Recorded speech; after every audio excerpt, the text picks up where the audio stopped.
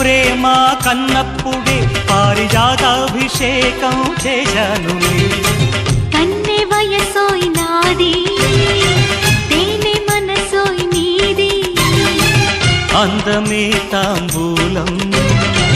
పండని నా కోసం